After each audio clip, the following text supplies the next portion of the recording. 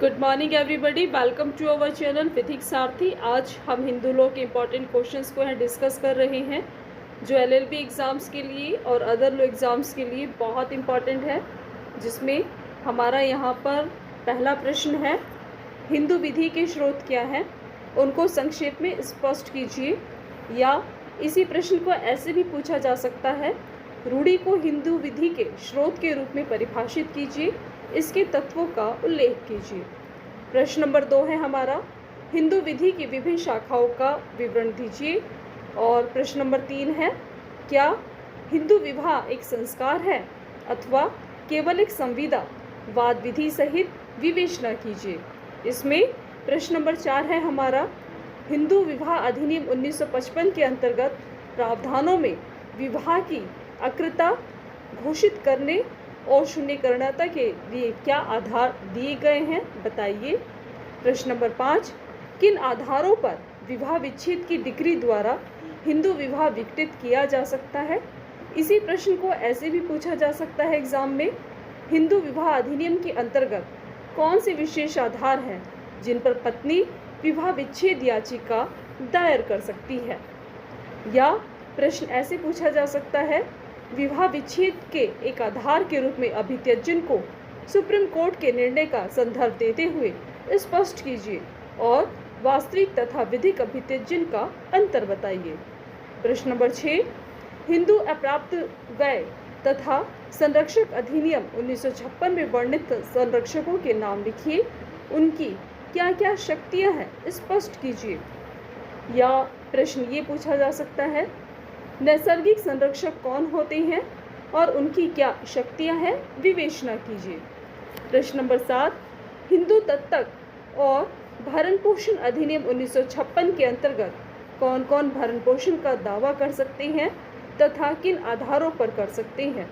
या प्रश्न ये पूछा जा सकता है, एक हिंदू की अपने अवयस्क बच्चे और बूढ़े माता पिता के भरण पोषण प्रदान करने के दायित्व क्या हैं, उनकी विवेचना कीजिए। प्रश्न नंबर 8, दत्तक ग्रहण क्या है, एक दत्तक ग्रहण करते समय क्या क्या रिक्वायरमेंट्स होनी चाहिए, इन्हें बताइए। या प्रश्न ऐसे पूछा जा सकता है, एक हिंदू स्त्री द्वारा दत्तक लेने से संबंधित जो सामर्थ्य है उसका वर्णन कीजिए। क्या एक अविवाहिता स्त्री भी बच्चे को गोद ले सकती है, बताइए। यह प्रश्न ये पूछा जा सकता है, कौन कौन व्यक्ति किसी बच्चे को दत्तक में देने के लिए सक्षम है, विवेचना कीजिए। अगला प्रश्न है हमारा प्रश्न नंबर 9, एक हिंदू पत्नी किन परिस्थितियों में अपने पति पर भरण पोषण और पृथक आवास के लिए दावा कर सकती है। इसी प्रश्न को दूसरी तरह से भी पूछा जा सकता है, एक हिंदू पुरुष का अपनी पत्नी के भरण पोषण के विषय में हिंदू दत्तक और भरण पोषण अधिनियम 1956 के अंतर्गत क्या दायित्व हैं। पत्नी पति से पृथक निवास की मांग किन परिस्थितियों में कर सकती है, बताइए।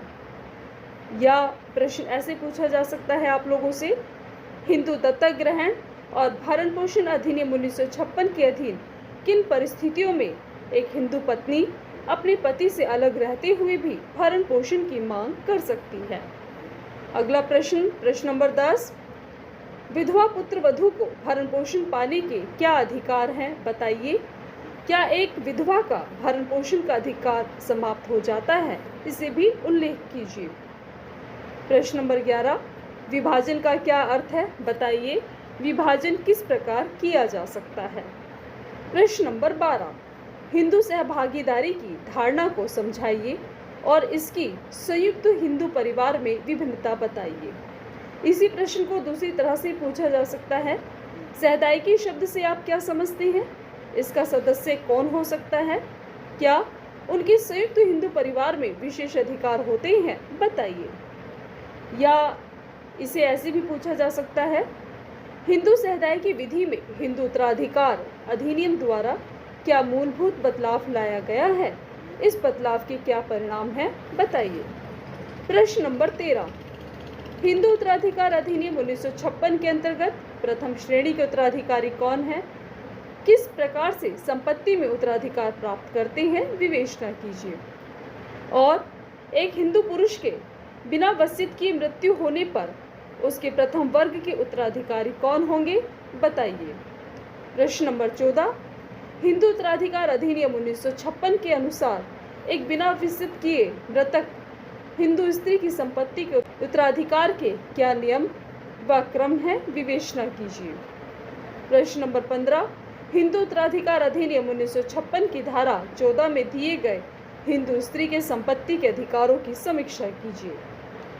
प्रश्न नंबर 16, निम्न में से किन्हीं दो पर संक्षिप्त में टिप्पणी कीजिए।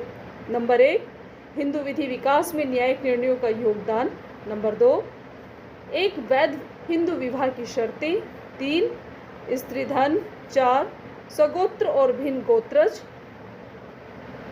5, फैक्टम वैलिड का सिद्धांत। 6, पवित्र भाग।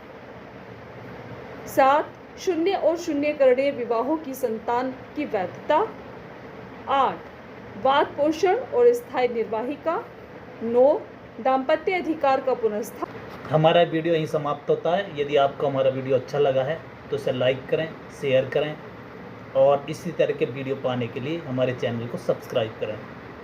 और यहाँ पर एक बात और बताना मैं चाहता हूँ, यदि आपको इन क्वेश्चनों की जो है PDF चाहते हैं आप, तो डिस्क्रिप्शन में जाकर उसको फ्री में डाउनलोड कर सकते हैं। थैंक यू, धन्यवाद।